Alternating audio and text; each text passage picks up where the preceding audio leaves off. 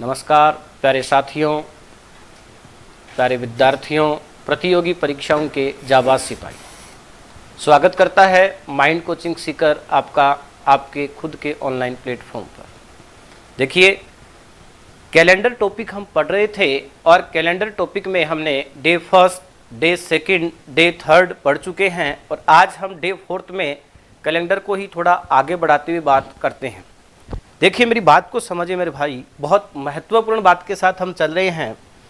अगर मैं आपको ये बोलता हूँ, यदि मैंने आपको ये कहा कि साधारण वर्ष में 365 दिन होते हैं, यदि मैं आपको एकाएक ऐसा प्रश्न पूछता हूँ कि कितने महीने ऐसे होते हैं जो 30 दिन के होते हैं, तो इस बात को एकाएक जब पूछा जाता है तो मैं ऑफलाइन बैचेज में देखता हूँ, जब हमारे माइंड कोचिंग सीकर में ऑफलाइन बैचेज चलते हैं तो काफ़ी बच्चे एकाएक इसका आंसर गलत बता देते हैं, क्योंकि हमें ऐसे लगता है 30 के महीने जो हैं वो हम 12 के हिसाब से देखते हैं कि 5 या 6 होंगे। याद रखिए, इसकी काफ़ी डिटेल मैंने आपको डे फर्स्ट, डे सेकंड और डे थर्ड में पढ़ाई है और वहाँ हमने देखा था कि अगर सामान्य वर्ष है तो उसमें 28 वाला जो महीना होगा वो होगा 1, 30 वाले जो महीने होते हैं वो होते हैं मेरे भाई 4, 31 वाले जो महीने होते हैं वो होते हैं 7। तो मेरे भाई देखिएगा, 1 और 4 5, 5 और 7 12, टोटल महीने कितने हुए? 12 हुए। ध्यान से सुनिएगा मेरी बात को, और इसको आप टोटल गणना में करते हैं तो कितना आ जाता है? 365। इसी बात को आधार मानकर कंपटीशन में आपके लिए बहुत महत्वपूर्ण प्रश्न बनता है। देखो फिर समझिएगा, साधारण वर्ष में 365 दिन होते हैं, 28 का जो महीना है वो 1, 30 का जो महीना है वो 4 होता है, 31 वाले महीने 7 होते हैं। कौन कौन से महीने में कितने दिन होते हैं, ऐसी छोटी छोटी बेसिक बातों को भी हम पीछे देख चुके हैं। कौन सा साधारण वर्ष होता है और कौन सा लीप वर्ष होता है, इस बात को भी हम पीछे समझ चुके हैं। पढ़ते हुए आपको साथ में नोट्स बनाते हुए चलना है, और मैं आपको ये बोलता हूँ आप निरंतरता के साथ बने रहिए, आप एक बहुत अच्छा कंटेंट पाएंगे। देखिए, इसको अगर मैं ऐसे लिख दूं मेरे भाई, ध्यान से सुनिएगा, मैंने लिख दिया 28x 30y और 31z बराबर में 365। ऐसे क्वेश्चंस आपसे कई बार पूछ लिए जाते हैं और फिर आपसे पूछा जाता है कि यहाँ पर साहब x का मान क्या होगा, या y का मान क्या होगा, या z का मान क्या होगा। यह आपसे पूछ लिया x प्लस वाई का मान बताइए, या x plus y plus z का मान बताइए। तो मेरे भाई ध्यान से समझो, जैसे ही बराबर 365 आया, और ये 365 जो आ रहा है ये कब आ रहा है? जब 28 को किसी संख्या से गुणा करते हैं, 30 को किसी संख्या से गुणा करते हैं, 31 को किसी संख्या से गुणा करते हैं। तो आप देखोगे 365 दिखते ही और 28, 30, 31 दिखते ही, यदि आपने कैलेंडर को कभी भी बेसिक से पढ़ा है तो आपके दिमाग में चीज़ आ जाएगी कि यह एक सामान्य वर्ष है और सामान्य वर्ष के 365 दिन दे रखे हैं, जो 28 वाले महीने से, 30 वाले महीने से और 31 वाले महीने से मिलकर टोटल 365 होते हैं। तो देखिए, अगर इतनी बात आपके दिमाग में आ जाती है तो आप सीधा सीधा बता दोगे कि भाई x का मान क्या होगा? 1 होगा, क्योंकि 28 वाले महीने कितने होते हैं? 1 होता है। y का मान क्या होगा? 4 होगा, क्योंकि सामान्य वर्ष हो चाहे लीप वर्ष हो, उनमें 30 वाले महीने कितने होते हैं? 4 होते हैं। आपको बोला जाए z का मान क्या होगा, तो आप बोल दोगे 7 होगा, क्योंकि सामान्य वर्ष हो चाहे लीप वर्ष हो, 31 वाले महीने कितने होते हैं? 7 होते हैं। हाँ, फरवरी यदि सामान्य वर्ष में आ रहा है तो 28 दिन का होगा, और लीप वर्ष में आ रहा है तो 29 दिन का होगा। कोई वर्ष सामान्य वर्ष है या लीप वर्ष है, इस बात के लिए 4 का भाग देकर देखा जाता है। यदि दिया गया वर्ष 4 से पूर्णतया विभाजित हो तो वह लीप वर्ष होता है, अर्थात उसमें फरवरी आती है 29 दिन की। और यदि दिया गया वर्ष 4 से पूर्णतया विभाजित नहीं होता है तो वह सामान्य वर्ष होता है और उसमें फरवरी आती है 28 दिन की।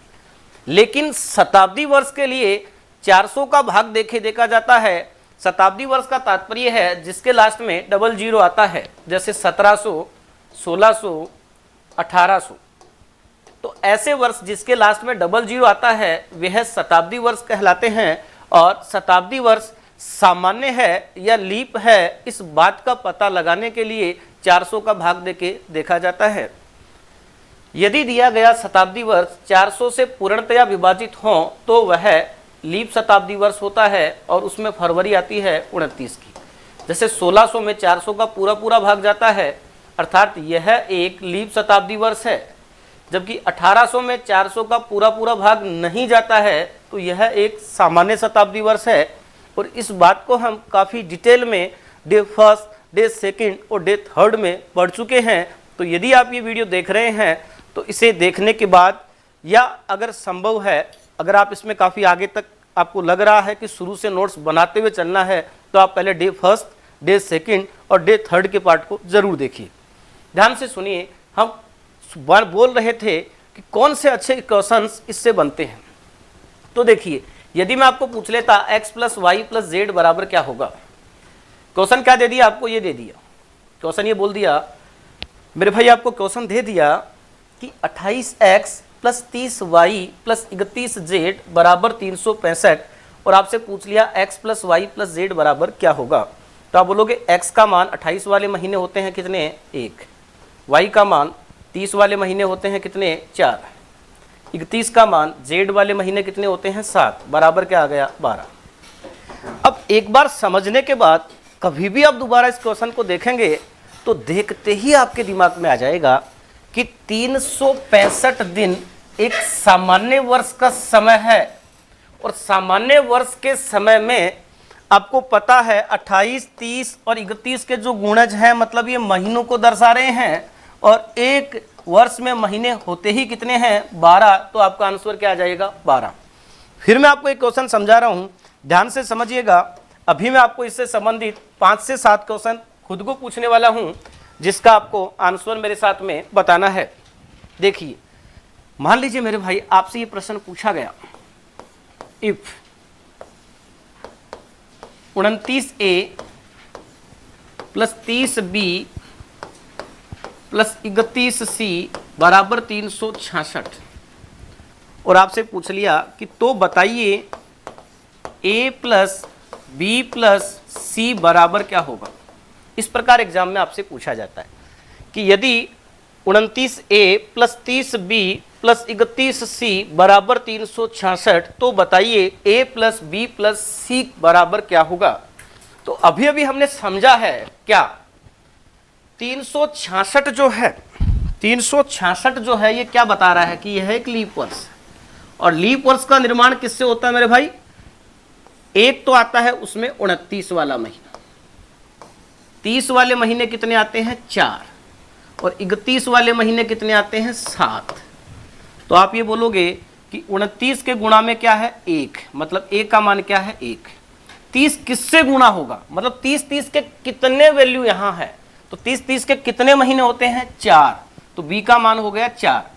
31 के कितने वैल्यू हैं, तो आपके दिमाग में आएगा साहब 31 वाले महीने होते हैं 7। आपसे पूछा गया है a + b + c बराबर क्या होगा, तो आप बोलेंगे 1 + 4 + 7 बराबर क्या होगा, 12। मैं आपको बताना क्या चाह रहा हूँ, मैं आपको समझाना क्या चाह रहा हूँ, आप देखिए, मैं आपको ये कहना चाह रहा हूँ कि आपको ये प्रश्न हल करने की जरूरी है क्या। अब हो सकता है शुरुआत में आपने इसको समझने के लिए कुछ लिखा होगा, मुझे तो समझाना ही पड़ेगा। लेकिन देखिए, अब जब भी ऐसा प्रश्न आएगा, अगर बराबर में 365 दिया हुआ होगा और 28, 30 और 31 के मल्टीपल में, तो आप समझ जाओगे सामान्य वर्ष हैं, और महीने उसमें टोटल कितने होंगे, 12। अगर बराबर में 366 भी दिया हुआ है तो आप समझ जाओगे कि बराबर 366 दिखा और यहाँ आपको 29, 30 और 31 दिखा है, तो यदि आपका कैलेंडर टॉपिक बेसिक से नहीं पढ़ा हुआ है तब तो हो सकता है आपके दिमाग में चीज आ जाए कि क्या ये कोई मैथ्स का प्रश्न तो नहीं है, कि कोई मैथ्स में किसी अदर टॉपिक का, या कुछ बच्चे समझ सकते हैं कि ये मैथ्स में अलजेब्रा का क्वेश्चन तो नहीं है। लेकिन यह हम कैलेंडर टॉपिक में देख रहे हैं क्योंकि ये प्रश्न जो है ये स्पष्ट रूप से आपको बयां कर रहा है। क्या कर रहा है कि 29 वाले महीने का मल्टीपल, 30 वाले का मल्टीपल, 31 वाले का मल्टीपल बराबर 366। तो 29 के मल्टीपल, 30 के मल्टीपल और 31 के मल्टीपल मिलकर 366 बना रहे हैं। तो ऐसा किस में होता है? कैलेंडर में होता है। ऐसे भी आप मान रख रख के देखोगे तो आपको काफी टाइम लग जाएगा, लेकिन कैलेंडर टॉपिक में आपका पढ़ा हुआ है तो आपको ये सुनियोजित तरीके से बहुत अच्छे से समझ में आएगा। तो आपने देख लिया कि इसका आंसर क्या आ गया आपके पास में 12। आइए कौन से क्वेश्चंस इससे पूछे जा सकते हैं और कौन से क्वेश्चंस इससे पूछे आपको एग्जाम में पूछे हुए हैं और पूछे जा सकते हैं, इस पे हम एक नज़र डालते हैं। बने रहिएगा साथ में। वीडियो जब भी आप देखते हैं कभी भी आप ये ना सोचें कि इसके आगे का पार्ट में थोड़ा बाद में देख लूँगा, क्योंकि एक बार हम जिस काम को छोड़ देते हैं उसके बाद वो लेट ही हो जाता है। इसलिए आप निरंतरता के साथ अध्ययन करें और कहीं आपको किसी प्रकार से इधर उधर भटकने की जरूरी नहीं है। मैंने आपको कहा है कि आप एक प्लेटफॉर्म पे जुड़ के अच्छे से पढ़िए, और माइंड कोचिंग का ये जो ऑनलाइन प्लेटफॉर्म है यहाँ से आपको कोई समस्या नहीं आने दी जाएगी। इसलिए आप नियमित रूप से जो वीडियोज यहाँ आते हैं जिस जिस सब्जेक्ट के, उन सभी सब्जेक्ट को आप फॉलो करें, अच्छे से नोट्स बनाएं और अच्छे से पढ़ें। देखिए इस पे कौन से क्वेश्चंस ऐसे हैं जो हमें आने ही चाहिए। तो मेरे भाई ध्यान से सुनिएगा, 10 क्वेश्चंस अपने डे 3 तक हो चुके थे और अब मैं ले रहा हूं आपके सामने 11वां क्वेश्चन। जैसा कि आपको मेरा पढ़ाने का तरीका पता है, मैं क्वेश्चंस थ्योरी के साथ कम लेता हूं। ये सिर्फ वही क्वेश्चंस ले रहा हूं जिससे मुझे ऐसे लगता है कि इससे आपको थ्योरी थोड़ी ठीक समझ में आएगी। उसके बाद लास्ट में हम क्वेश्चंस कर लेंगे, क्योंकि हम प्रैक्टिस क्लास नहीं चला रहे हैं, हम टीचिंग क्लास चला रहे हैं। एक बार टॉपिक को पढ़ा रहे हैं, क्वेश्चन सॉल्यूशन हम बाद में करते रहेंगे। तो समझिए, जैसे ये क्वेश्चन आपके सामने है, क्वेश्चन नंबर 11। क्वेश्चन नंबर 11 क्या है मेरे भाई, ध्यान से सुनिए। मैंने आपको कहा कि साहब 28A plus 30B plus 31C बराबर 365, तो बताइए A plus B plus C बराबर क्या होगा। इस प्रश्न को देखते ही आपके दिमाग में आ गया कि 365 मतलब किससे आया है? 28 के गुणज से। 28 के गुणा में कुछ ना कुछ है, 30 के गुणा में कुछ ना कुछ है, 31 के गुणा में कुछ ना कुछ है। तो 28, 30 और 31 के मल्टीपल मिलकर 365 बनाते हैं। तो ऐसा एक सामान्य वर्ष में होता है। इसका मतलब ए क्या बता रहा है कि 28 वाले कितने हैं? तो 28 के महीने कितने होते हैं भाई? 1। 30 वाले महीने कितने होते हैं? 4। और 31 वाले महीने कितने होते हैं? 7। हमें बोला A plus B plus C, तो ये तो कितना होगा? सभी महीने कितने होंगे? 12। नहीं समझ में आया है, कोई बात नहीं, आपको हर एक चीज समझ में आएगी। लास्ट तक मैं इन सभी बातों को इतनी बार रिवाइज कर दूंगा कि आपको ये चीजें अपने आप ही याद होने लगेंगी, क्योंकि मैं धीरे धीरे कुछ पीछे की चीजें भी रिवाइज करता रहता हूं। देखिए ध्यान से सुनिए, अगला प्रश्न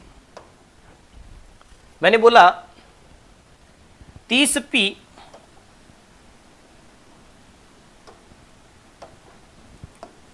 P 31 क्यों 29R बराबर 366।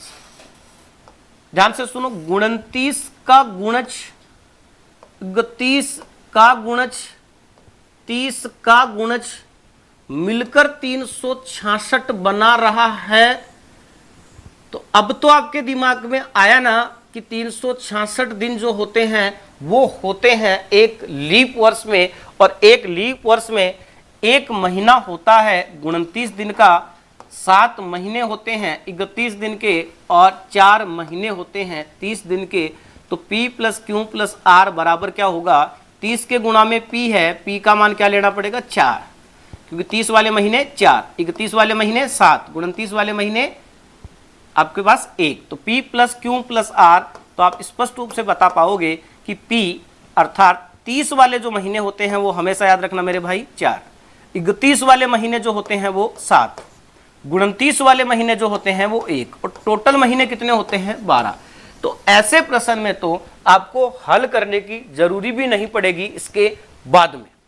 यदि आपको अभी भी नहीं समझ में आया है तो फिर से बने रहिए मेरे साथ, और कैसे प्रश्न आपसे पूछ सकता है। देखिए क्वेश्चन नंबर 13 मैंने आपसे पूछा कि हो सकता है तीनों का योग पूछा, ऐसा जरूरी थोड़ी है, ऐसे पूछ लिया आपसे 365 किससे, 28 के गुणज से, 30 के गुणज से, 31 के गुणज से। फिर समझिए कुछ सब कैलेंडर ही क्यों दिमाग में है, पढ़ी हुई चीजें दिमाग में अपने आप आती हैं, नहीं पढ़ने पे चीजें दिमाग में नहीं आती। तो ध्यान से सुनिए, जैसे ही आपने देखा 28 के गुणज, 30 के गुणज और 31 के गुणज मिलके 365 बनाते हैं, इतने में आपके दिमाग में आ जाएगा ऐसा कैलेंडर में होता है। और कैलेंडर में 28 के गुणज मतलब 28 वाले जो महीने होते हैं, मतलब x का जो मान है वो क्या होता है 1, 30 के गुणज मतलब y का जो मान है वो हो गया 4, 31 के गुणज मतलब z का जो मान है वो हो गया 7। तीनों का योग पूछा जाए तब तो आपको कुछ सोचना भी नहीं है। अगर आपको यहाँ 28, 30, 31 देकर 365 दे दिया तो तीनों का योग 12 होगा, क्योंकि एक वर्ष में महीने 12 ही होते हैं। या थोड़ा सा हमने क्वेश्चन को अलग बना दिया है, सिंपल है कि x प्लस वाई ही पूछा है, तो x का मान क्या है 28 वाले महीने 1, और y का मान 30 वाले महीने क्या है 4, तो x प्लस वाई 1 प्लस 4 बराबर क्या आ गया 5, तो x प्लस वाई का मान क्या हुआ 5। देखिए क्वेश्चन और देखिए मेरे भाई, ध्यान से समझिएगा। मैंने आपसे प्रश्न पूछा, बताओ 366 आते आपके दिमाग में आए, लीप वर्ष होता है, क्या ये वाकई ही लीप वर्ष से बना है क्या? इस बात को समझने के लिए आप इधर आए तो आपको पता लगा लीप वर्ष में 29 वाले महीने आते हैं, 30 वाले महीने आते हैं, 31 वाले महीने आते हैं। तो 29 वाले जो महीने होते हैं वह 1 होता है लीप वर्ष में, 30 वाले महीने चाहे सामान्य वर्ष हो चाहे लीप वर्ष हो, महीने कितने होते हैं 30 वाले 4। जेड का मान 31 वाले महीने चाहे तो सामान्य वर्ष हो चाहे तो लीप वर्ष हो कितने होते हैं 7। आपसे जो प्रश्न पूछा गया है कि y प्लस जेड का मान क्या होगा, तो y प्लस जेड का मान, y का मान क्या आ गया 4 और z का मान क्या आ गया 7, तो y प्लस जेड बराबर क्या आया 11। तो क्वेश्चन का आंसर क्या आ गया 11। देखिए एक छोटा सा क्वेश्चन और लेता हूं, मैं हर चीज को इतना डिटेल में और उसके लिए इतने क्वेश्चंस आपको करवा दूंगा कि आपको ये पीछे घूम के देखने की जरूरी नहीं पड़ेगी कि साहब इसके लिए क्वेश्चन और करें क्या। मैंने ये कहा है कि एक समय के लिए आपको ऐसा लग सकता है कि मैं थोड़ा तेज भी तो चल सकता हूं, 2 क्वेश्चन करवा कर आगे बढ़ सकता हूं, लेकिन ऐसा कुछ को ही लग रहा होगा ना, कुछ बच्चों का बेसिक बहुत कमजोर होता है, उनके लिए भी हमें देख कर चलना पड़ेगा। मैंने आपको एक ही बात कही है कि जो भी टॉपिक हम पढ़ेंगे, हम इस चीज के वादा नहीं कर रहे कि हम पूरा करवा देंगे, वैसे करवा देंगे। देखिए जितना हमसे हो सकेगा उतना हम इस प्लेटफॉर्म पे करवाएंगे, लेकिन जितना करवाएंगे वो आपको बहुत अच्छे से करवाएंगे। यदि आपको कुछ भी नहीं आता है तो भी आपको बेसिक से लेके हाई लेवल तक पूरा आएगा। और मेरा वादा है आपसे मेरे भाई कि आप बने रहिए इस पे। यदि आपको ऐसा लग रहा है कि मैं कोई भी टॉपिक जब लेके आ रहा हूं कि आपको इसमें से बहुत कुछ आ रहा है, आप मेरे पूरे वीडियो देखिएगा। आपको एटलीस्ट लास्ट में आप वीडियो देखते देखते जैसे जैसे मैं मैटर को आगे बढ़ाऊंगा, आप खुद ये महसूस करोगे कि मैंने इतने सारे कंटेंट और इतनी सारी अप्रोच, इतने सारे इसके मूल बिंदु पे बात की है जो आपके दूर दूर तक आपके माइंड में नहीं थे। देखिए 365 दिखा, 28 का मल्टीपल, 30 का मल्टीपल, 31 का मल्टीपल मिलकर 365 बना रहा है। 28 का मल्टीपल, 30 का मल्टीपल, 31 का मल्टीपल मिलकर 365 बना रहा है। तो आप सोचोगे 365 दिन होते हैं सामान्य वर्ष में, और सामान्य वर्ष में एक महीना होता है 28 का, अर्थात x का मान आ गया 28। 30 गुणा y, 30 के महीने कितने होते हैं, तो y का मान आपके पास में जो आ गया वो 4। 31z, z के मान जो आपके पास वो आ गया 7। आपसे पूछा क्या है कि x बराबर क्या होगा, 28 का मल्टीपल क्या होगा। मतलब ये पूछ रहा है, समझिए कि यहां पर इसको थोड़ा एक स्ट्रक्चर देके डराने की कोशिश कर रहा है। बाकी ये प्रश्न इतना ही है कि सामान्य वर्ष में 28 के महीने कितने होते हैं, x का मतलब ये है। तो सामान्य वर्ष में 28 का महीना क्या होता है, 1, क्योंकि हमें केवल किसका मान पूछा है, x का। जैसे समझिए, अगर मैं आपसे ये पूछ लेता हूं कि साहब लीप वर्ष में 30 के महीने कितने होते हैं, y मतलब y किसके मल्टीपल में है, 30 के। 366 दिखते ही आपके दिमाग में आया कि क्या ये प्रश्न कैलेंडर से तो नहीं बना है। अब यदि ये प्रश्न कैलेंडर से बना है तो आपके दिमाग में आना चाहिए कि 29 वाले महीने, 30 वाले महीने, 31 वाले महीने के मल्टीपल में बना है। अरे भाई, x के मल्टीपल में क्या है, 29, y के मल्टीपल में 30, z के मल्टीपल में 31। तो 29, 30 और 31 की गुणा की राशि लेके फिर 366 बनाया जा रहा है, तो जाहिर सी बात है यह लीप वर्ष में ही बनेगा ना। तो देखिए, आपसे यहां पूछा गया है कि y का मान क्या होगा, तो y का मान जो मेरे भाई क्या होगा, 30 वाले महीने, चाहे वह सामान्य वर्ष हो चाहे वह लीप वर्ष हो, कितने होते हैं, 4। याद कर लो इस चीज को आप, क्योंकि बार बार आप खुद ही समझ जाओगे लीप है या सामान्य है। इस बात के लिए तो केवल फरवरी में ही चिंता करने की जरूरी है कि सामान्य वर्ष है तो उसमें फरवरी माह है 28 दिन का आएगा, लीप वर्ष है तो उसमें फरवरी माह है 29 दिन का आएगा। लेकिन 30 और 31 वाले पे सामान्य और लीप का कोई प्रभाव नहीं पड़ेगा। सामान्य हो चाहे लीप हो, 30 वाले महीने सदैव 4 ही होंगे। सामान्य हो चाहे लीप हो, 31 वाले महीने सदैव 7 ही होंगे। देखिए, जैसे ही प्रश्न आपने देखा 366 और आप देख रहे हो 29 के मल्टीपल, 30 के मल्टीपल, 31 के मल्टीपल से 366 आ रहा है, मतलब ये कैलेंडर से बनने वाला प्रश्न है। और मुझे बताइए, 366 बोल रहा है कि साहब लीप वर्ष हूं और मेरे अंदर 29 वाले महीने भी होते हैं, 30 वाले महीने भी होते हैं और 31 वाले महीने भी होते हैं। तो मुझे बताइए लीप वर्ष में 29 वाला महीना कितना होता है, तो आप बोलोगे साहब 1 होता है। प्यारे बच्चों, ध्यान से समझना मेरे भाई, आप बताइए, चाहे लीप वर्ष है, इसमें फरवरी का महीना 29 वाला है, वो तो 1 ही होगा। चाहे सामान्य वर्ष हो चाहे लीप वर्ष हो, फरवरी का महीना तो 1 ही आता है, मतलब 28 या 29 का मल्टीपल तो सदैव 1 आता है। ऐसे ही सामान्य वर्ष हो चाहे लीप वर्ष हो, 30 का मल्टीपल तो सदैव 4 आता है। सामान्य वर्ष हो चाहे लीप वर्ष हो, 31 का मल्टीपल तो सदैव 7 आता है। आपसे पूछा है z बराबर क्या होगा, z किसके मल्टीपल में है, 31 के मल्टीपल में है। तो मुझे बताइए z का मान क्या होगा, 7 होगा। 31 के महीने कितने होते हैं, 7 होते हैं। यह आपसे प्रश्न पूछा है, ध्यान से सुनो।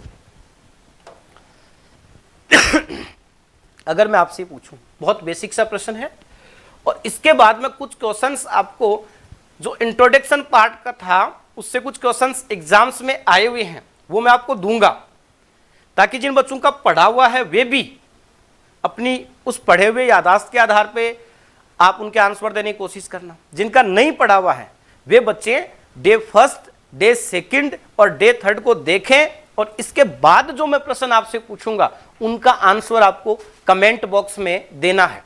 देखिए, ये प्रश्न आप समझ लो, इजी सा प्रश्न है, लेकिन एग्जाम में कई बार ऐसा आपसे पूछ लिया जाता है, क्योंकि मैंने आपको बोला हम एकदम बेसिक से लेके चलेंगे और बहुत अच्छे स्तर तक लेके चलेंगे।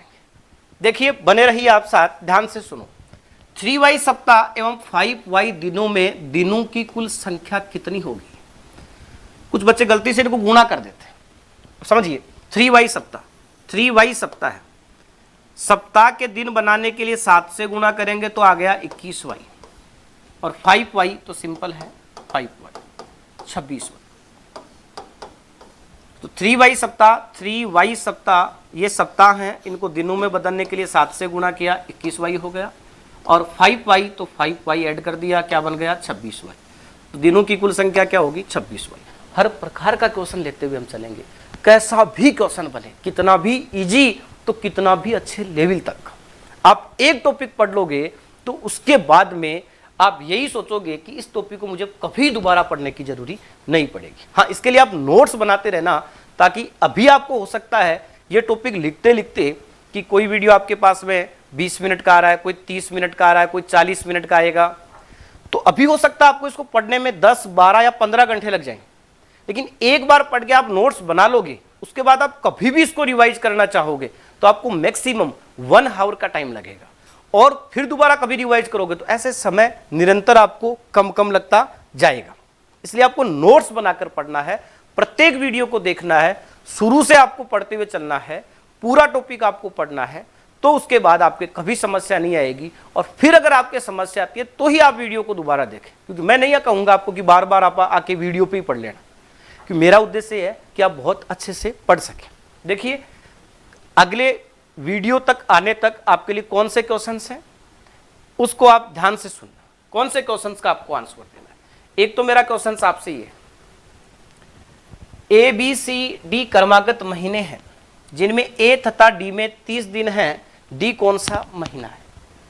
कमेंट बॉक्स में आपको इनके आंसर देने हैं, और आपको कुछ भी नहीं आता है तो आप इससे पिछले वाले वीडियो देखिए, आपको सबके आंसर उसमें मैंने बता रखे हैं, मतलब उसकी थ्योरी समझा रखी है। अगर वो आप ध्यान से पढ़ोगे तो खुद ही आपको आंसर आने लग जाएंगे, और अगले वीडियो में मैं इनको हल भी करवाऊंगा। देखिए, एक सौर वर्ष बराबर होता है, एक सौर वर्ष बराबर होता है, इसके लिए 4 ऑप्शन आपको दिए हुए हैं। तो आपको क्या करना है कि 20 में 1 नंबर, 19 में इतना नंबर, ऐसे आपको कमेंट बॉक्स में आंसर देना है। देखिए, सौर वर्ष साधारण वर्ष से कितना बड़ा होता है, अगला क्वेश्चन आपके लिए ये। अगला क्वेश्चन है मेरे भाई आपसे, यदि प्रत्येक 4 वर्ष पर 366 दिन ले लिया जाए तो कितना समय 4 वर्ष पर ज्यादा ले लिया जाएगा। अगला क्वेश्चन आपसे, यदि प्रत्येक 4 वर्ष पर 365 दिन ले लिया जाए तो 400 वर्षों में कितने दिन ज्यादा ले लिए जाएंगे। और अगला क्वेश्चन आपके लिए, बने रहिए, एक लास्ट क्वेश्चन हो रहा है, ध्यान से सुनना। अगला क्वेश्चन है, वर्तमान में रोमन दार्शनिक पोप ग्रेगरी के कैलेंडर अनुसार 400 वर्षों में कितने दिन अधिक लिए जा रहे हैं।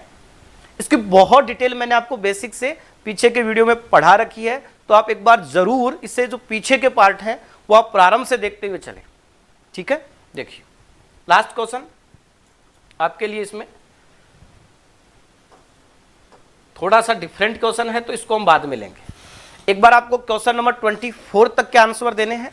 10 क्वेश्चन पीछे हम कर चुके हैं, कुछ क्वेश्चंस मैंने आज आपको बता दिए हैं, और कुछ क्वेश्चंस मैंने आप पे छोड़े हैं जिनका कमेंट बॉक्स में आपको जवाब देना है। इनको हम अगले वीडियो में हल कर लेंगे, और हल करने के बाद कुछ और नई बातों पे चर्चा करेंगे।